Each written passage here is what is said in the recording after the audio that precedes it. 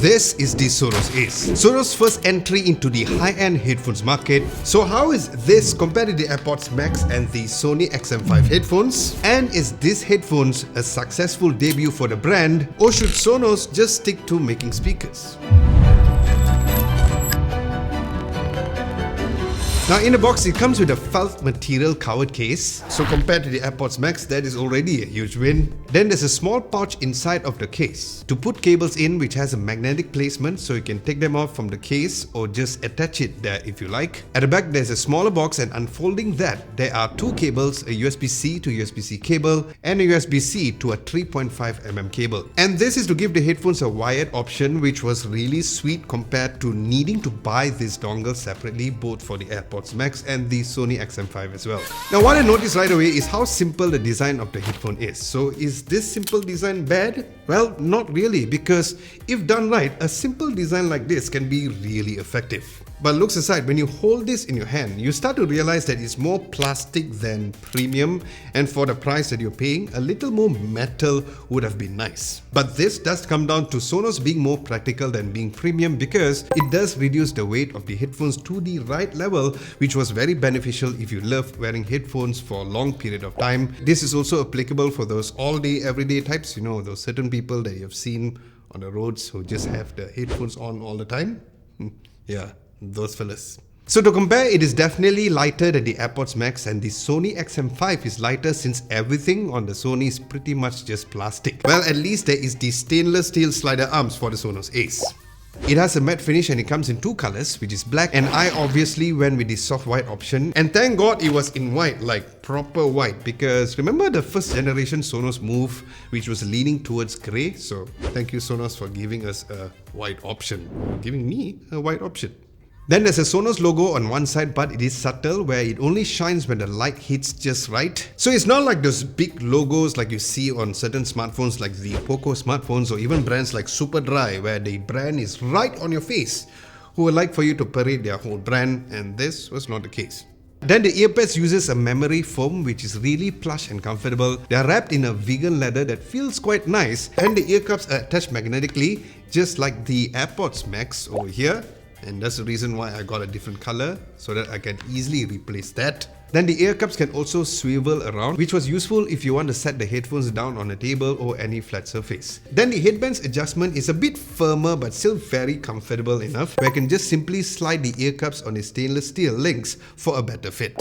And I also love the fact that Sonos have come up with three very interesting ways of identifying which is the right side of the headphones. First, each inlay of the ear cups are in different colors. Secondly, the Sonos logo is always on the right ear cups. And finally, there's even a little indentation towards the headbands on each side for your fingers to rest before putting them on, so you'll know which is on the right side. And yes, you can even do this in the dark. Then as for controls, there's no touch sensitive controls, so thank God for that, as Sonos have gone with a fully physical buttons, and some might say that is a downside, but for me personally I think not, because I see this as a win, because touch controls can be a little tricky to use when you're not looking, or it can either be just too sensitive or just not responsive depending on the weather condition. So this physical buttons wouldn't have such potential issues like that. Then there are three buttons on the headphones, one on the left ear cups and two on the right ear cups. And we'll get into what the buttons do in a bit. Then there's a USB-C charging port on the left ear cup. Next, let's talk about the hardware, or specifically what's inside of these headphones. It comes with a 40mm dynamic driver on each cup that has been specifically designed by Sonos. It has the same size as the AirPods Max driver, but it is bigger than Sony's 30mm driver. Then as for connectivity, it connects with your devices using Bluetooth version 5.4. Then it can also connect the headphones with two different sources of Bluetooth through its Bluetooth multi-point feature. It can also play super high quality uncompressed audio, but as of now only certain Android devices which has the Snapdragon Sound aptX support for Bluetooth lossless audio, which I'll put a list of all the very little Android devices which supports that in the list down below. So yeah, no such thing if you're using the iPhone or probably even the latest Galaxy flagships from Samsung, but spatial music is fine, but no pure lossless audio. But the saving grace for the iPhone or other Android devices is the fact that lossless is supported via USB-C through the USB-C to the 3.5mm cable dongle. So if you want to get that lossless audio, you'll have to use that, so keep that in mind. It also comes with a whopping 8 microphones, same like the Sony XM5, but the AirPods Max has a total of 9 microphones, and these microphones on the Sonos Ace helps with the noise control of the ANC function as well as voice targeting for clearer voice during calls. And here is a sound test to hear how the microphones are on this. Alright, so this is an audio test or microphone test right now. We're in a quieter environment here in the studio. So this is a microphone test 1, 2, test 1, 2, test 1, 2. And I have the MacBook Pro right now, and we will test it out based on a restaurant kind of cafe environment. So I'm going to play it right now. And here's a audio test on a restaurant cafe environment. Test 1, 2, test 1, 2, test 1, 2. Then the headphones also comes with the automatic wear detection, where it automatically pauses the music when you take them off from your head for something like a quick chat, and then it starts right back up when you put them on again. Now this automatic wear detection was as good as the AirPods Max or even the XM5s. However, if you play the music while your headphones is off your ears, it will play the music even though you don't have the headphones on your head, so keep that in mind. But the wear detection response on this was on par with the other headphones and also other premium headphones as well, so that was very sweet. And what else is really sweet is for you to give this video a nice big thumbs up and a subscription if you guys haven't done so. That would be very much appreciated, and thank you very much in advance. Then let's talk about the physical buttons. On the left ear cups, there's one for turning on the headphones on and off, and you can use the same button by pairing your Bluetooth by pressing and holding the button to pair for the first time. So yes, compared to the AirPods Max, you don't even have a power button over here, so this is a huge plus. On the right ear cup is a single button to switch between the different noise cancellation modes, and you can also use it to activate voice assistant by pressing and holding that button. But the real star of this entire headphones is this, the content key. Now you can slide the content key to turn the volume up or down while any media is being played, just like how you would do for any slider. You can also click it once to play or pause, or press it twice to skip a track and press it 3 times to go back to the previous track. You can also use this to answer phone calls, just press once to accept the call or long press to decline a call. And you can even use this content key to swap audio from the headphones to the connected soundbar, which is a Sonos soundbar like the Sonos Arc and vice versa. Just long press the button to execute. And this audio swap feature is compatible with the Sonos Arc, and it will be apparently available for the Sonos Beam Gen 2 and even the Gen 1 and the Sonos Ray 2. But I have to say that I was extremely blown away of how extremely quick the response was on this audio swap feature. You'll hear a short tone and it swaps. And you will love this feature, especially if you have the Sonos Arc soundbar, because it was super seamless indeed.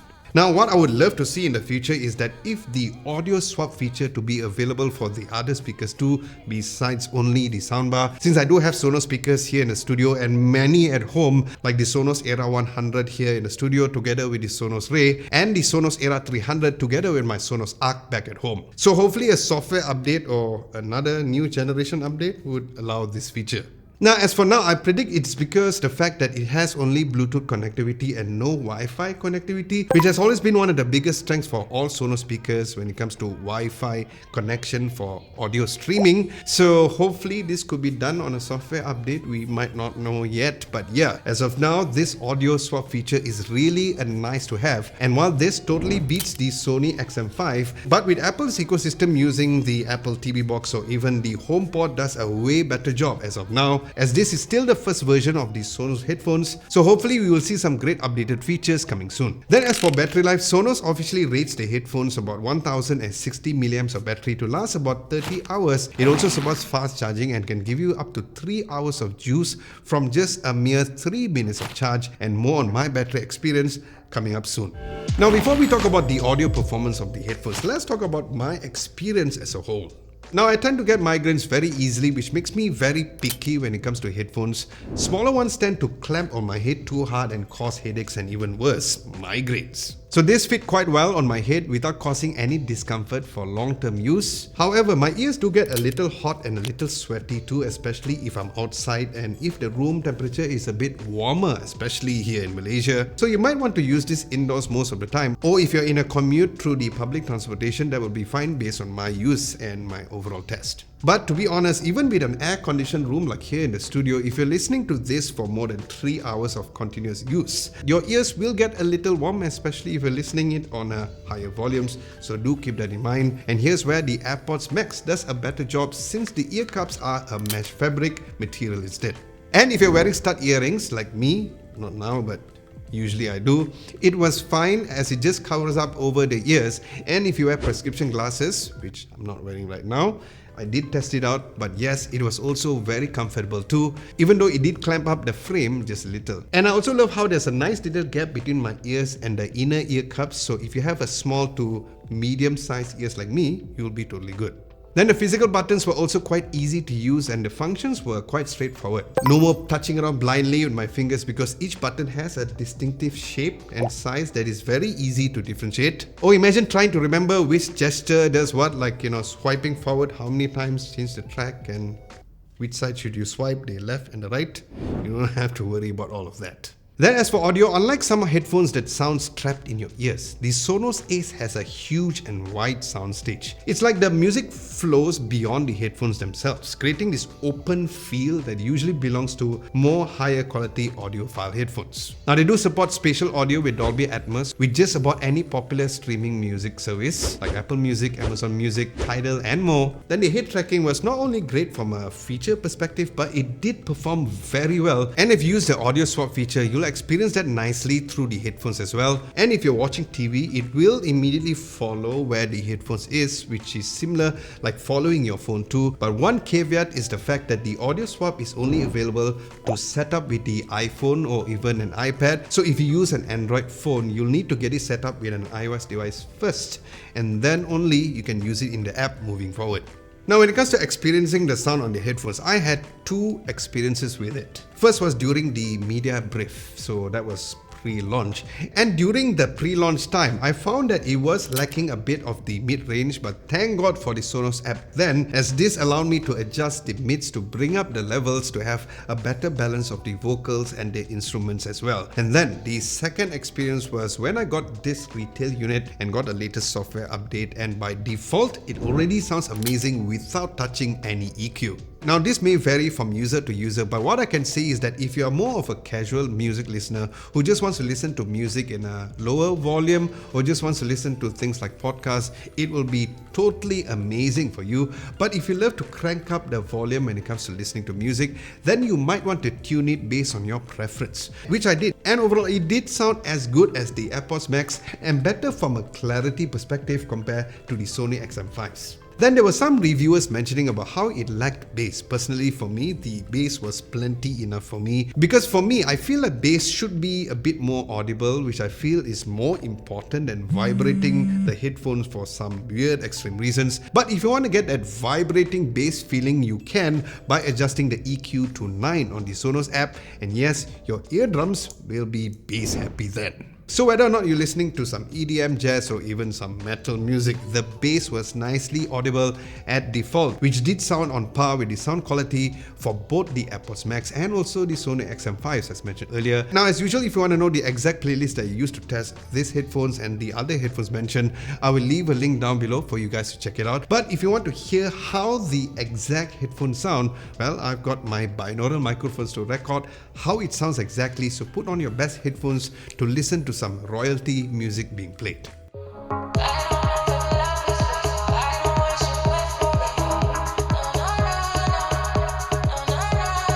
Some days it feels like radio silence, place in my mind in spaces it shouldn't be. And then you break through the lies, keep turning my eyes to the face of all that I need. Then as for movie watching, it performs flawlessly without any complaints at all. And speaking of the Sonos app, here's where you can control things such as the battery status. The noise control toggles are also here as well. Then there's also the dedicated EQ controls, a toggle for the head tracking like spatial audio. Then there's also the TV audio swap features, the toggle for multi-controls and hardware controls like noise control and wear detection options too. So apparently the app is still in an incomplete state at the moment according to Sonos, where there will be apparently an update that will unlock all the features, which is set to come out next month. So for now, these are just the basic features, but we'll just have to wait and see.